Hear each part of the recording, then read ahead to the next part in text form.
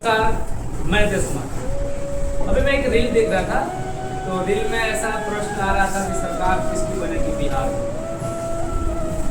प्रश्न है भाई, सही प्रश्न अच्छा था, किसकी सरकार बनेगी बिहार में। लेकिन फिर मेरे को ये सोचने पर मजबूर होना पड़ा कि सरकार किसी की भी बने, उससे मुझे क्या मिलेगा। मान ली जाए कि सरकार बन जाती है बीजेपी, तो उससे मुझे क्या फायदा होगा। अगर सरकार बन जाती है आरजेडी की, तो उससे मुझे क्या मिलने वाला। मेरे बहुत सारे प्रश्न हैं। क्या अगर बीजेपी की सरकार बनेगी तो हमारे बिहार का जो पलायन है रुक जाएगा। आरजेडी की बनेगी तो क्या पलायन रुक जाएगा। प्रशांत किशोर की बात करते हैं कि प्रशांत किशोर का भी फर्स्ट टाइम है, उनकी पहली पार्टी है, इनको हमने तो देखा नहीं है कार्यालय में। इनका कोई कार्यालय जो भी इनका जो कार्यकाल है, कोई भी इसका शून्य कार्यकाल है। इसके लिए हम इनसे कुछ नहीं कह सकते, क्योंकि ये भाई पहली बार आया है इस चुनावी प्रक्रिया में। अब समस्या ये आ रही कि सरकार किसी की बने, उसे क्या फायदा है। आज मैं रेलवे स्टेशन गया था, टिकट की पर्ची जाके चलते सभी लोग गांव जा रहे हैं। तो जब मैं गया तो वहां पे देखा कि एक टिकट जो है जिसकी प्राइस है 700 रुपए, उस टिकट का अभी का भाव चल रहा है 2500 रुपए। आप देख लीजिए, 7 का जो है चौगुना कर दिया, क्योंकि 7 चौगुना 28 होता है, लेकिन ले कितना रहे 2500 रुपए एक टिकट का, यानी कि ट्रिपल हमसे 3 गुना ज्यादा भाड़ा लिया जाए। क्यों? क्योंकि हम लोग बिहार से यहाँ पे रोजगार की तलाश में।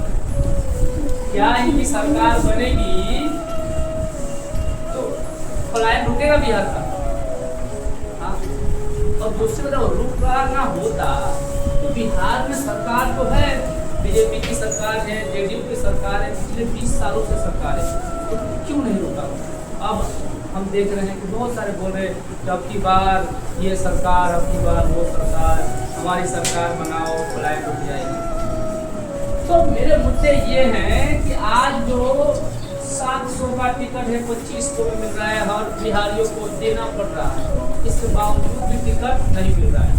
आगे चलते हैं, तो जब सरकार अभी मौजूदा जो सरकार है उसने क्या कहा था कि आने वाले समय में हम 12,000 रेलगाड़ी चलाएंगे बिहार के लिए, स्पेशल ट्रेनों के नाम पे 12,000। इसको सुन करके मैं भी विचार में पड़ गया, शायद सही में 12,000 चलेगा। तो मैंने टिकट नहीं निकाला, गाँव मुझे भी जाना था भैया, टिकट नहीं निकाला। अब जा रहा हूँ टिकट लेने, तो बोल रहे हैं कि लाओ एसी का टिकट का दाम है 1800 रुपया और मांग रहे हैं 3500 रुपया। डबल 35 18 36 होता है, 100 रुपये का मैं डबल कर दे रहा हूँ। मुझे देना पड़ेगा, मजबूरन मुझे देना पड़ेगा। अगर इन लोगों ने ये झूठी वादे नहीं किए होते कि 12,000 स्पेशल ट्रेन चलाएंगे, तो 2 महीने पहले हमने टिकट निकाल लिए होते, तो मेरा भी आज पैसा बच जाता। उसके बाद एक मैंने प्रचार रील देखा जिसमें एक नामी नेता है, रेंज रोवर से वो जनता के बीच में जा के भाषण दे रहे थे कि मैं और मेरा परिवार गरीबों के सेवा के लिए ही जीता। फिर मैंने सर्च किया है तो रेंज रोवर गाड़ी की दाम को दिखाया 1.5 करोड़। चौक गया, 1.5 करोड़ की गाड़ी से कोई नेता रैली कर रहा है। गरीबों के बारे में कितना सोच रहा है वो नेता। 1.5 करोड़ की गाड़ी। मैंने देखा बहुत सारे लोग उसके ऊपर फूल फेंक रहे, फूल बरसा रहे हैं। सही में उस नेता ने बहुत अच्छे काम किए होंगे, जिसके चलते लोग अपना पैसा लगा करके, जिसके घर पे खाने का भी नहीं है, वो भी फूल की बारिश कर रहा है, वो ट्रेन के ऊपर खड़े हो गए और फूल फेंक रहे हैं। बढ़िया है, बहुत बढ़िया है। लेकिन उस नेता को मैंने आज से पहले 5 साल नहीं देखा था। अभी जब 6 तारीख से इलेक्शन है, 6 नवंबर से इलेक्शन है, तो इस 6 तारीख के इलेक्शन में उसको हमने देखा रेंज रोवर, पीछे गाड़ियों की काफिलाएं लगी है, वाह कितनी गाड़ी। अगर एक गाड़ी उसका 1.5 करोड़ का 1.5 करोड़ का है, मान लो गाड़ी में जितना पैसा लगा वो चाहता व्यक्ति, तो उस क्षेत्र की गरीबी खत्म हो जाती अगर व्यक्ति चाहता तो। खैर आप सभी होशियार हैं, जनता आपको पता ही होगा कि क्या करना है और क्या नहीं करना है। आगे चलते एक और मुद्दा रहेगा, ये देखिए महिलाओं को 10,000 रुपया सिर्फ बिहार में दिया जा रहा है और कह रहे हैं कि महिलाओं के विकास के लिए, महिलाओं को सशक्त बनाने के लिए 10,000 रुपये उनके खातों में डाला जा रहा है। मैं ऐसा सवाल कर रहा हूँ, सिर्फ बिहार की महिलाओं को क्यों दिया जा रहा है? अरे हमारे देश के प्रधानमंत्री है, पूरे 28 राज्य के प्रधानमंत्री और 8 केंद्र शासित राज्यों के प्रधानमंत्री है, तो सभी महिलाओं को 10-10 हजार मिलना चाहिए। जो महिलाओं के बारे में इतना ही चिंता है तो सभी को दो, सिर्फ बिहार में क्यों दे रहे हो भाई?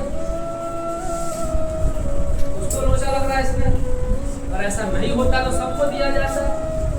तो ये बात जो है मुझे समझ में नहीं आ रही है कि सिर्फ बिहार की महिलाओं को ही क्यों दिया जाए। ऐसा तो नहीं बिहार की महिलाओं को वोट बैंक समझा जा रहा है और उनको 10-10 हजार में खरीदा जा रहा है, ये भी हो सकता है।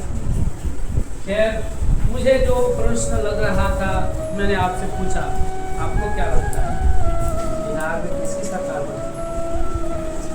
हमसे यही सवाल बहुत लोगों ने पूछा।